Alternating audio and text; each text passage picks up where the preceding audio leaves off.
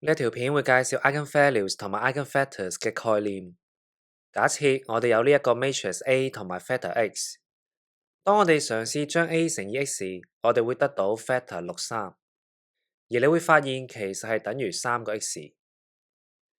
呢一個情況特別在 A 呢係將 x 拉長做咗一個 stretching，我哋會叫延長嘅倍數3做 matrix A 嘅 eigenvalue，而 x 就會係對應嘅 eigenvector。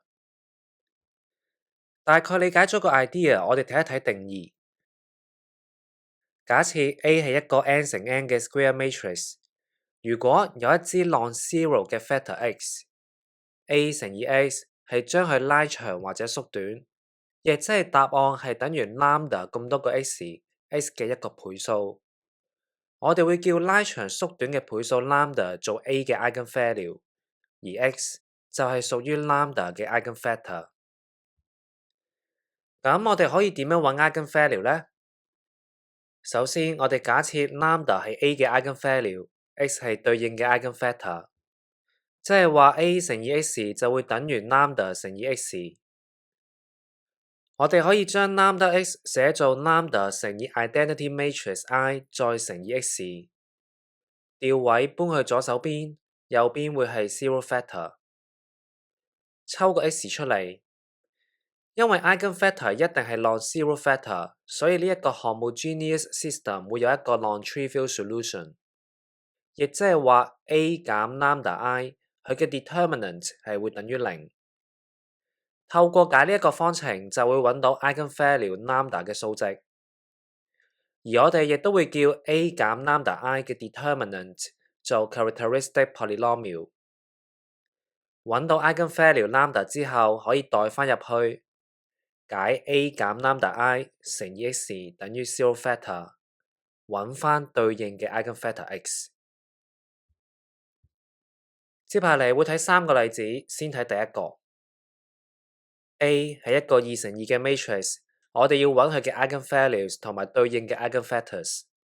第一步，我哋先揾 eigenvalue， 先計返 A 減 lambda I 係啲咩嚟，再計佢嘅 determinant。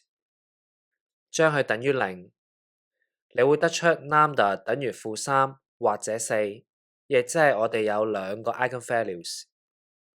我哋會叫-3做 lambda 1， 4做 lambda 2去區分。第二步，我哋先揾對應-3嘅 eigenvectors， 亦即係解返 A 減-3個 I 乘以 x 等於 zero factor 呢一個 system。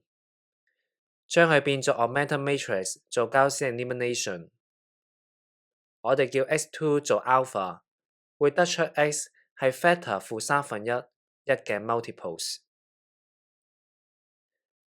亦即係話任何 factor -1/3 嘅 multiple 都會係對應 eigenvalue -3嘅 eigenvectors， 但通常我哋只會揀呢一個 null space 嘅 basis factor 去做個代表。喺呢一度我哋會揀 factor -1/3 去做我哋嘅代表。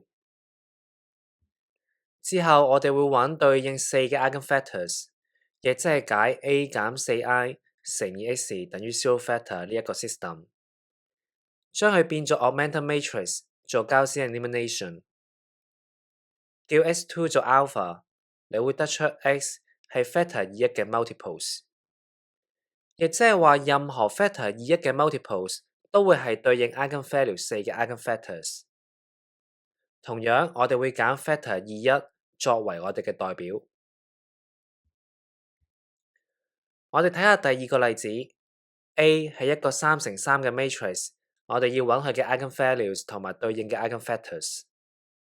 第一步我哋先揾 eigenvalue， 亦即係解 A 減 lambda I 嘅 determinant 等於0，計返 A 減 lambda I 係啲咩嚟，再計返 determinant， 你會得出 lambda 可以係0或者1。雖然1呢一個答案係一個 repeated root， 但我哋照寫返兩個1出嚟。我哋會叫0做 lambda 1， 1做 lambda 2同埋 lambda 3去區分返。第二步，我哋先揾對應0嘅 eigenvectors， 亦即係解返 A 減0個 I 乘以 x 等於 zero factor 呢一個 system。將佢變做 augmented matrix 做 Gaussian elimination，叫 X3 做 alpha，你會得出 X 係 factor 111嘅 multiples，亦即係話任何 factor 111嘅 multiples 都會係對應 eigenvalue 0嘅 eigenfactors。呢一度我哋會揀返 factor 111去做我哋嘅代表。之後我哋會揾對應1嘅 eigenfactors，亦即係解 a 減1個 i 乘以 x 等於 zero factor 呢一個 system， 將佢變做 augmented matrix 做 Gaussian elimination。呢一度我哋需要設 x2 做 alpha，x3 做 beta， 你會得出 x 係 factor 310同埋 factor -101嘅任意一個 linear combinations， 亦即係話任何 factor 310同埋 factor -101嘅 linear combinations 都會係對應 eigenvalue 1嘅 eigenfactors。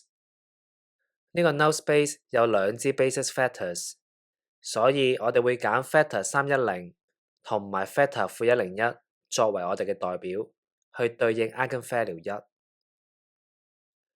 我哋睇第三個例子 ，A 係一個2乘2嘅 matrix， 我哋要揾佢嘅 eigenvalues 同埋對應嘅 eigenfactors。第一步先揾 eigenvalue， 亦即係解返 A 減 lambda i 佢嘅 determinant 等於0。計返 A 減 lambda i 係啲咩嚟？再計返 determinant， 你會得出 lambda 只會係1。由於佢係一個 repeated root， 我哋會照寫返兩個1出嚟，然之後叫1做 lambda 1同埋 lambda 2。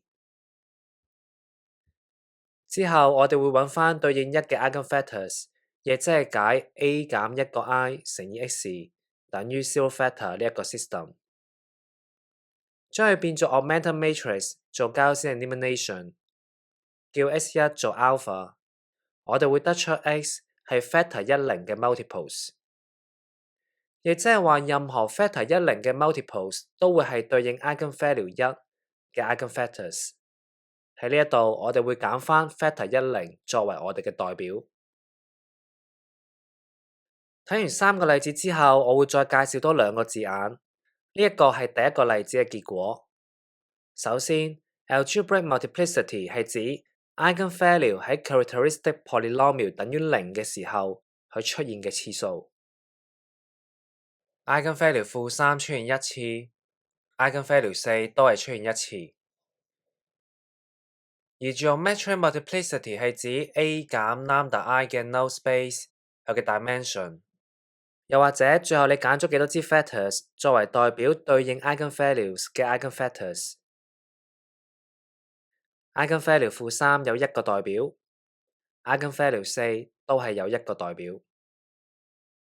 呢個係第二個例子嘅結果，我哋先睇 algebraic multiplicity。eigenvalue 0出現咗1次。eigenvalue 1係 repeated root 出現咗2次。之後我哋睇 geometric multiplicity，eigenvalue 0有1個代表 ，eigenvalue 1有2個代表。呢一個係第三個例子嘅結果，先睇 algebraic multiplicity，eigenvalue 1係 repeated root 出現咗2次。之後睇 geometric multiplicity，eigenvalue 1只有1個代表。個總結係喺唔同嘅情況底下 ，algebraic multiplicity 同埋 geometric multiplicity 未必係一樣，但係 algebraic multiplicity 一定會大過或者等於 geometric multiplicity。咁 eigenvalues 同埋 eigenfactors 又有啲咩用呢？首先，我哋可以做一個叫做 diagonalization 嘅過程，將一個 matrix 變成一個 diagonal matrix。我哋下一條片會再介紹。其次可以應用喺 differential equations、principal component analysis（PCA）， 亦即係由一個 dataset 抽返重要嘅資料出嚟，又或者 Markov chains 等等。咁呢一條片先去到呢一度，下一條片會介紹 diagonalization。